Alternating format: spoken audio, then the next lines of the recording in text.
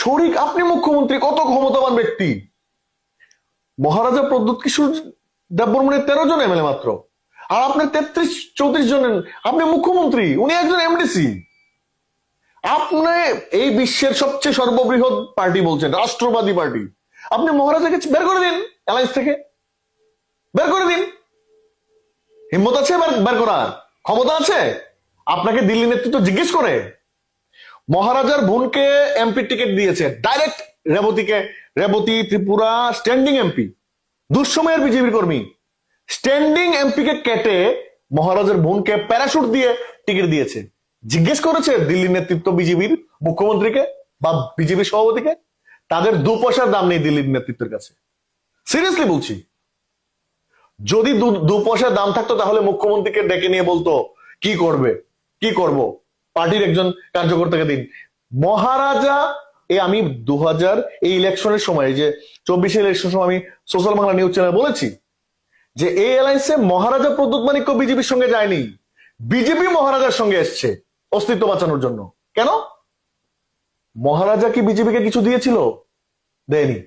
কিন্তু বিজেপি মহারাজাকে দিয়েছে, ওনার বোনকে ডাইরেক্ট, স্ট্যান্ডিং এমপি কে কেটে ওনার বোনকে ডাইরেক্ট টিকিট এবং এমপি বানিয়েছে। একবার বলুন তো, এখন মহারাজার সঙ্গে যে চ্যালেঞ্জ করছেন মুখ্যমন্ত্রী, কাল মহারাজা চুপ আছেন বলে কতদিন থাকবেন? এখন তো শুধু মহারাজার যারা সাপোর্টাররা কথা বলছে।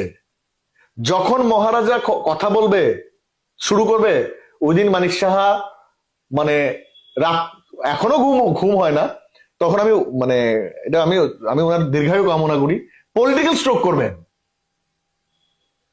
প্রথম কথা হলো, এই যে আপনি এত ক্ষমতাবান লোক, মুখ্যমন্ত্রী, কেন আপনি আপনার শরিক দলের পার্টনারকে এই ধরনের আক্রমণ করেন? ছি, লজ্জা থাকা উচিত।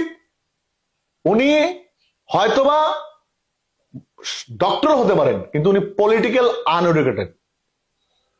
যদি পলিটিক্যালি এডুকেটেড হতেন তাহলে ওনার বউকে, আমি জাস্ট বউ বলছি, একটা কথা বলতে গিয়ে, পার্টনার, ওনার শরিক দলের পার্টনার, তো আমি লাইফ পার্টনার, জীবনের তো লাইফ পার্টনার বউকে বলা হয়।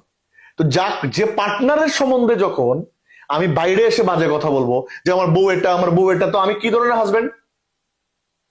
তো আপনার শরিক দল টিপ্রামথা, আপনি সেই শরিক দলের সুপ্রিমোর সম্বন্ধে আপনি মিডিয়ার সামনে এসে বক্তব্য রাখছেন, এই করছে সেই করছে। আরে ভাই, মিডিয়াতে জনগণকে বিচার দিতে হয়। আপনি ফোট করে বের করে দিন যে তাদের সঙ্গে আমরা অ্যালায়েন্স ভেঙে দিলাম। শুধু এই যে বললাম একটু আগে, 2 পয়সার ভ্যালু নেই বলেই বক বক বক বক করছে।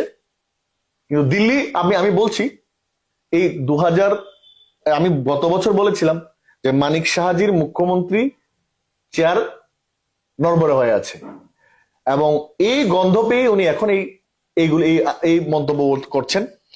আর দেখেছেন বিপ্লব দেব জি, প্রাক্তন মুখ্যমন্ত্রী, কোনো কথা বলছে মহারাজা প্রদ্যোৎ বিক্রমের বিরুদ্ধে?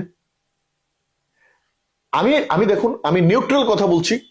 আপনি আমাকে বলেছেন কংগ্রেস হিসেবে নয়, একজন আইনজীবী হিসেবে বা একজন সিটিজেন অফ ত্রিপুরা হিসেবে আমার ইন্টারভিউ নিচ্ছেন। বিজেপিকে হাঁটাতে গেলে, বিজেপিকে রাতের ঘুম কাটতে গেলে মহারাজা প্রদ্যোৎ মানিক্য 2028 সালের জন্য, পরবর্তী সময় কি হবে আমি জানি না, 2028 সালের অব্দি মহারাজা প্রদ্যোৎ মানিক্য ফ্যাক্টর। এবং এই মহারাজা প্রদ্যোৎ মানিক্যকে ছাড়া নরেন্দ্র মোদীজির মতো একটা ক্ষমতাবান ব্যক্তির কে দুর্বল করা ত্রিপুরা রাজ্যে, এটা কি বলে অলিক স্বপ্ন। এবং মহারাজাকে ছাড়াও বিজেপি কামব্যাক করা 2028 সালে ইম্পসিবল। অ্যাটাক করছে, কিন্তু প্রত্যেকটা মুহূর্তে মহারাজা প্রদ্যোৎ মানিক্যকে অ্যাটাক করছে। কেন? শরিক দল হওয়ার পরও বিরোধীর কাজটা তো এখন তীব্রমতা করছে। বিরোধী দলতার কাজ তীব্রমতা ডেভিড মুরা সিং বরং করছে বিরোধী দলতার থেকে বেশি কাজ।